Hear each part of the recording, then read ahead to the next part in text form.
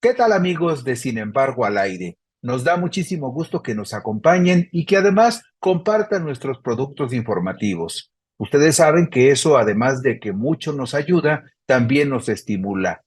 En las últimas semanas y en los últimos meses hay una pregunta recurrente que inquieta no solamente a la gente que simpatiza con el partido en el gobierno, sino a aquellos que tienen la atención puesta en los comicios del próximo año.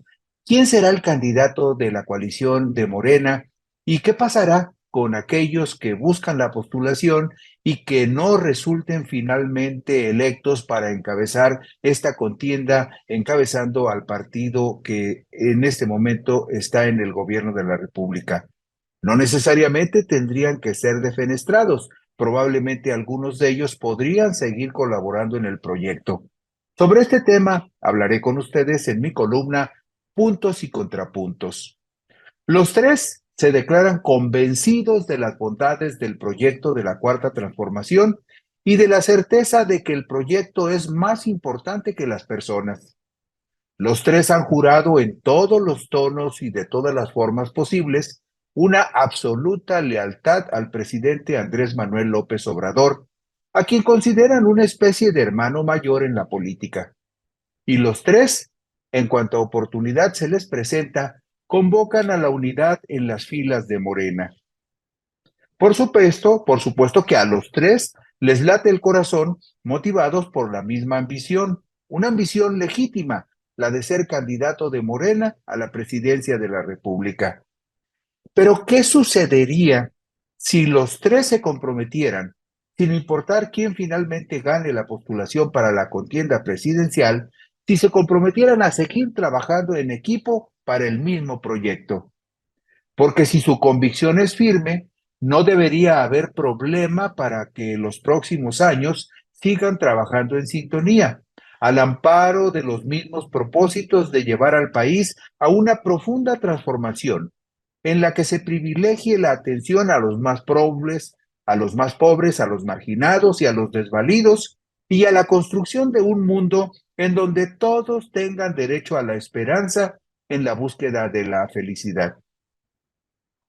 Si sus propósitos son tan nobles como predican, Claudia Sheinbaum, Marcelo Ebrard y Adán Augusto López deberían tener, junto con el presidente López Obrador y con los dirigentes partidistas Mario Martín Delgado Carrillo y Minerva Citlali Hernández Mora, deberían tener una reunión cumbre en la cual todos se comprometan a seguir construyendo en el próximo sexenio el proyecto en el que todos aseguran creer.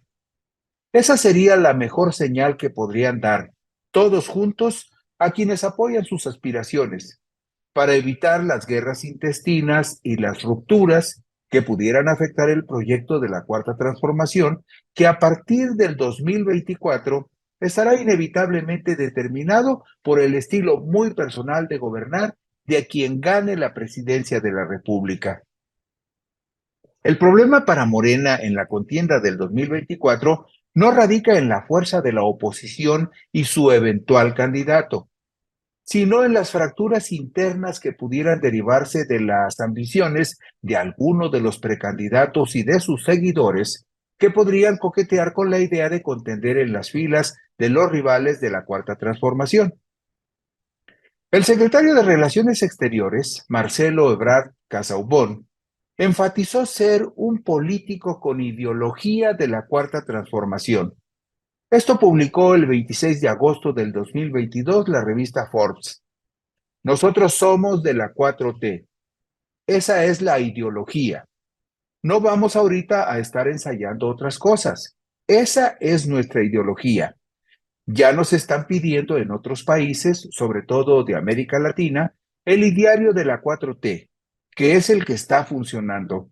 Nosotros seguiríamos el ideario de la 4T, que es el programa que ya se hizo, dijo el canciller durante la tercera plenaria de Morena realizada en la Cámara de Diputados. Sobre la contienda para la candidatura presidencial por Morena, dijo Ebrard que hay competencia y respeto entre los aspirantes. Somos amigos, compañeros desde hace muchos años. Una cosa es que tengamos una competencia política y otra es que nos empecemos a golpear entre nosotros. Tenemos una obligación como movimiento. No podemos hacer eso. Nunca voy a hablar mal de mis compañeros. Jamás, aseguró el canciller. En 2 ocasiones, Marcelo Ebrard ha declinado en favor de López Obrador. El 15 de marzo del 2000, siendo candidato a la jefatura de gobierno de la Ciudad de México por el Partido del Centro Democrático, Marcelo Ebrard anunció su decisión de declinar en favor de Andrés Manuel López Obrador, aspirante a la jefatura de gobierno del Distrito Federal por una coalición liderada entonces por el PRD. El 9 de julio del 2005, cuando ya se perfilaba como precandidato del PRD al gobierno de la Ciudad de México y en su cargo de secretario de Desarrollo Social, en un acto de entrega de apoyos a vecinos en la delegación de Coyoacán, Marcelo Ebrard empezó a utilizar las mismas sentencias que López Obrador. Por el bien de todos, primero los pobres, decía. No puede haber gobierno rico cuando el pueblo es pobre, también agregaba Ebrard en ese tiempo. También sentenció Ebrard, del mismo modo que ya lo hacía López Obrador, que hay quienes dicen que no hay dinero. Sí hay, pero lo usan para pagar deudas de los ricos, de los bancos o compromisos que son escandalosos porque son fraudulentos. Dinero sí hay, pero tenemos que distribuirlo de otra manera. Hay quienes nos dicen populistas y en el fondo no tienen el valor de afirmar que no quieren que se ayude a los pobres. Nosotros somos un gobierno popular a mucha honra, insistió Marcelo Ebrard. El 17 de octubre del 2005, el entonces precandidato del PRD a la jefatura de gobierno, el de la Ciudad de México, Marcelo Ebrard, se declaró obradorista y aseguró que continuaría junto al aspirante presidencial Andrés Manuel López Obrador, pues ratificó que formaba parte de su equipo. El 16 de noviembre del 2011, Marcelo Ebrard reconoció que fue una decisión difícil acatar los resultados de la encuesta que dieron como triunfador a Andrés Manuel López Obrador como el mejor posicionado en el PRD para ser candidato a la presidencia de la República en el 2012. Sin embargo, explicó Marcelo Ebrard que su carrera política iba más allá y estaría en los esfuerzos para consolidar una izquierda poderosa en el 2012 y que incluso participaría en el proceso electoral del 2018. El viernes 20 de enero del 2023, el presidente Andrés Manuel López Obrador elogió el trabajo de Claudia Sheinbaum al realizar su conferencia mañanera en el antiguo Palacio del Ayuntamiento, sede del gobierno de la Ciudad de México. Claudia, dijo López Obrador, es una mujer inteligente, trabajadora y honesta, y la calificó como su hermana, afecto que hizo extensivo al canciller Marcelo Ebrard y al secretario de Gobernación Adán Augusto López, quienes también se encontraban presentes y que aspiran a la candidatura presidencial de Morena en el 2024. Que no se vaya a malinterpretar. Ella, Claudia Sheinbaum, es mi hermana. Y si están pensando en lo otro, en las elecciones del 2024, tengo también otros 2 hermanos, aclaró López Obrador. El 28 de enero del 2023, la jefa de gobierno de la Ciudad de México, Claudia Sheinbaum, señaló que la separación entre el Estado y el poder económico es un logro de la cuarta transformación de la vida pública del país en favor de los mexicanos, por lo que no se debe permitir una regresión a la corrupción, a los saqueos de antes y a que el gobierno sea solamente de unos cuantos, según publicó en su momento la página oficial de la administración capitalina. La esencia de esta transformación es la división entre el poder económico y el poder político, en que después del saqueo que tuvo nuestro país durante un periodo muy largo, llega un presidente por el voto popular, por la democracia, de manera pacífica, para separar el gobierno del poder económico, de un poder que solamente quería enriquecer a unos cuantos. Tenemos hoy un presidente que gobierna para el pueblo de México, no para un puñado de personas, subrayó Claudia. En una conferencia virtual ante habitantes de Querétaro y Aguascalientes, la mandataria capitalina enfatizó que la cuarta transformación, encabezada por el presidente López Obrador y sostenida por millones de mexicanos, no puede retroceder. Reiteró Claudia Sheinbaum que este cambio en la vida política de México ha impactado directamente a las mujeres y a la lucha por la igualdad de derechos. El pasado 26 de marzo del 2023, en una entrevista para Milenio, Claudia Sheinbaum afirmó que considera muy probable que pueda convertirse en la sucesora de Andrés Manuel López Obrador y que le gustaría que en su equipo de gobierno pudieran estar Marcelo Ebrard y Adán Augusto López. Adán Augusto López Hernández, el secretario de Gobernación, es paisano, amigo, confidente y persona de la absoluta confianza de López Obrador. En una tercera posición, lejos de las preferencias a Claudia y a Marcelo, Adán Augusto podría ser, en el proceso interno de Morena para postular candidato presidencial, el fiel de la balanza que valide la certeza del resultado en favor de Claudia o de Marcelo.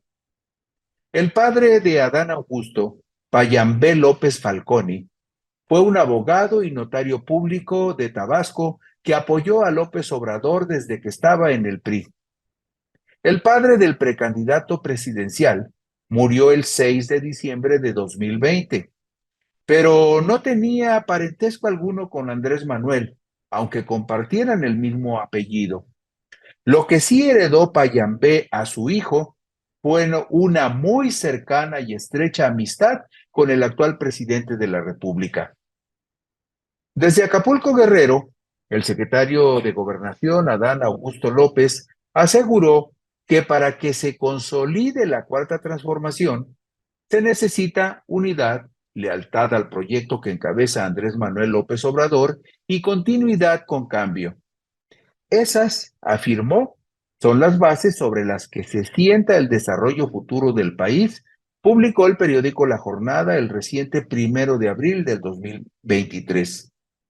Quienes militamos en este movimiento político ya estamos esperando a que llegue el 2024, porque es el año en donde los mexicanos van a hacer todo lo necesario para que se consolide la cuarta transformación, para que nunca más haya un gobierno que se olvide de la gente y que se olvide del pueblo, enfatizó Adán Augusto.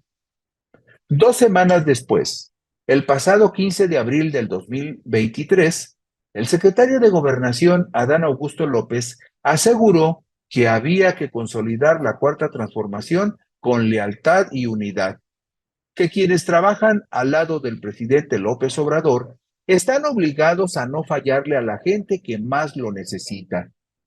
Durante un diálogo que sostuvo con productores agropecuarios en el rancho El Mangal, en Acayucan, Veracruz, explicó que nadie había pensado en los que menos tienen, en los olvidados de siempre.